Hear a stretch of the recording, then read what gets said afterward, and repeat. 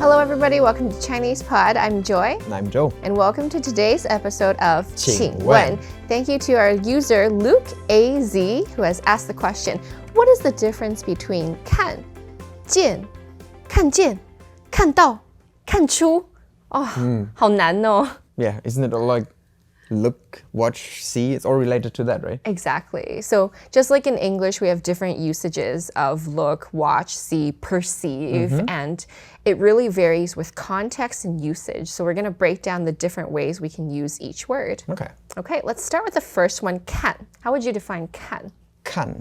If I have to put it in an English, probably watch. To like watch. to watch something for a while, For a duration of time. So for example, 我们可以看电影. We can watch a movie. 我们可以看书. Watch a book. 对. So actually when you say 看书, it means to read a book. But then if you actually say read a book, that's 读书, and that would mean to study in Chinese. Okay. You can also 看花. 看花, like watch some flowers. To if you're view. Like, view flowers. Oh yeah, like view a scenery, something. Yeah, 看, exactly. 看风景吗?看风景. Oh. 看风景, to view a scenery. So notice that the object is a thing or a noun that is not a person because we're just watching or viewing this thing that's happening. Okay. Now, when we want to see, we use the word 见. So 见呢, 通常, usually we would use it when I am meeting somebody. So if I say 我想见 Joe, I would like to see Joe or meet Joe. So I'm not watching him, but I want to meet him in person. So it's actually pretty similar to English because see is used as meet as well, right? So Exactly. 见 is actually see, but we use it very often as to meet somebody. Okay, so what are some more examples of 见 that you can think of? 见客人. 见客人. Okay, so we're going to meet our clients. 还有见爸妈, 见家长. 爸妈家长. I'm going to meet your parents. And what else? 见. Can I say 见你的狗吗?可以见我的狗. So he wants to meet my dog. Yeah. I heard her dog is very cute. Super cute and fluffy. 见我的狗. So you can 见, but make sure that it's a person, a type of person, or an animal, so a living thing. A living being. A living thing. A being. To 见, to meet. And just to clarify, when you want to 见我的狗, it would always be in person. So, but if I said, I'm going to show you a picture, you can say, 我要看你的狗的照片. So I'm going to look at a picture of your dog. 但是见的话就是 in person. So if I say 我想见你的狗, just I really want to meet your dog. You would be coming to my house and we would be taking him out. 我想看你的狗 is maybe you can show me a picture of it because you just 我想 told 看 me. 看 Okay. Yeah, be like, 我想看看你有照片吗? Do you have a photo? I want to see. Okay, I get it. Okay, so you must have heard the phrase long time no see. Yeah, of course. Long time no see is 好久不见. 好久不见. So that's another way to see Okay, so it's like long time no see or long time no meet. Yeah, it's like, it's been a while since we've met. But we don't have an object here, right? Yeah, so there is actually no subject and no object in long time no see. 好久不见. That's because it's a hidden subject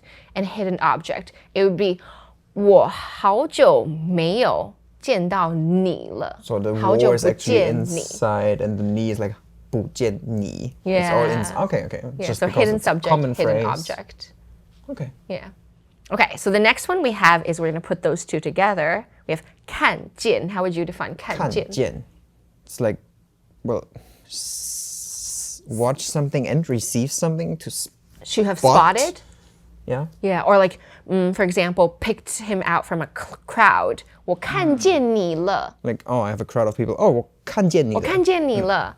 Or 我看见, what else can you 看见?看见你的手机. 看见你的手机. So we're looking or we're 看见.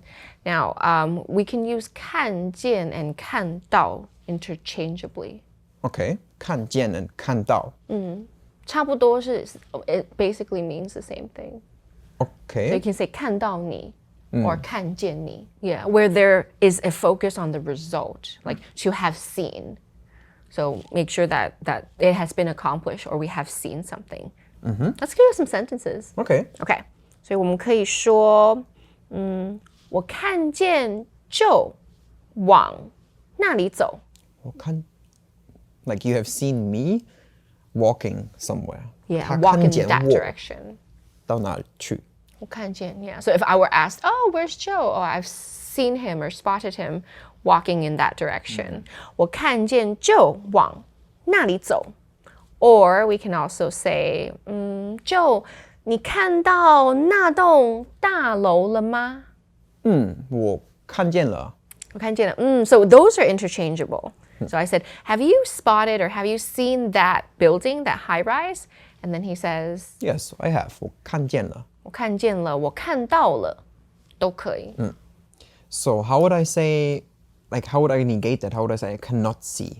看不见吧。啊，对。So 不看见 is like no can see. That would be how we would normally translate it. But as you know, with Chinese verbs, we break up the two words. So 看见, if we don't see it, we put the 不 in the middle. That goes 看不见. And we also have 看不到. So they're interchangeable again. Oh, good question. So it depends on whether there's a object in the end or not. So if I say 我看不到你，我看不见你。Same thing. Same thing. But in a standalone phrase, 我看不见. If this person 看不见, he cannot see because he's impaired. His sight is impaired. Oh, because 见 is more related to the perception again, right? So if I just have 看不见 without any object, it actually means He's blind. I'm blind. Cannot see. Oh. 他看不见. But if I say 我看不到, it's not that I physically can't see. It's that there's something that blocks me and prevents me from seeing what I want to see. So for example, 我看不到 Joe because there's too many people in front of me. Or 我看不到 Joe because I'm not wearing my glasses. Okay, so we have the next one that's 看出.看出. 看出, how would you explain this? To watch and chew out, watch out something. Oh, so to perceive. It's like, to see and get something. yeah, like like I see something and then something is, it's like coming up. Like I get something in return. Good. So that, when you 看出 something, it's our perception. Okay. So for example, I can perceive that you're in a bad mood today.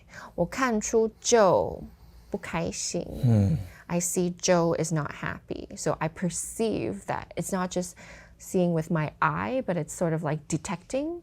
Okay. Which may not be visual sight. So we are talking about things that are maybe a bit abstract, like feelings, like qualities, instead of animate objects or people. We have something a little bit abstract. How do we say we don't? I cannot tell your mood. 我看不出.我看不出你的心情. I cannot perceive your current mood. Okay. Or what else can you not see, not perceive? 我看不出你好不好.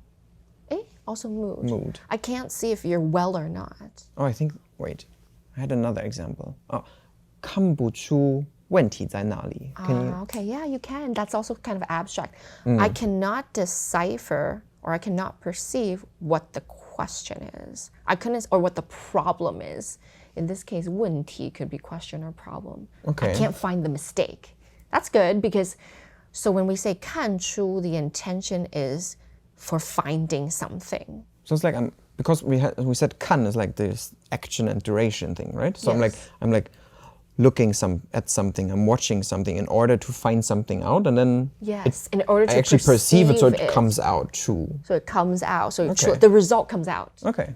And then all together, it's like like after watching something, I can figure something out or not. Yeah, I can finally decipher what it was that I was trying to figure out. So I think for 看见看到看出, again, 看见看到 are interchangeable, but I think I would maybe say it's levels of perception and intention. So I can 看 something just to look or watch or glance without too much meaning into it. But 看见看到, it's more of an aha, I can see a person or something. Spot something. Spot. Oh yeah, it's there. Okay, got it. And then 看出 was like I was trying to find and I found it. You think that's like a pretty good way to put it? Yeah. Okay, I'm going to give you a little quiz. Okay. I'll give you the word or phrase and then you can define it in English or Chinese. Okay, I'll try my best. 看. To watch, like 看电影. Oh, good. 见. To see or meet. 我见你. 见你. 看见. 看见 to spot, find. 我看见我的手机. 看到. Same. Same. Spot or find. Interchangeable. And finally, 看出. 看出 to make out something after watching it for a while.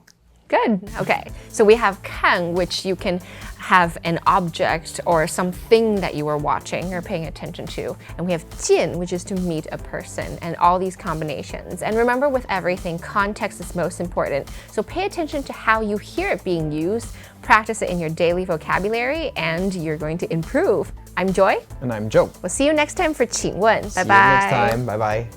Introducing ChinesePod Recap, the app with fast summary lessons. How much time do you have? Join us in the beta program. For more info, go to ChinesePod.com/recap.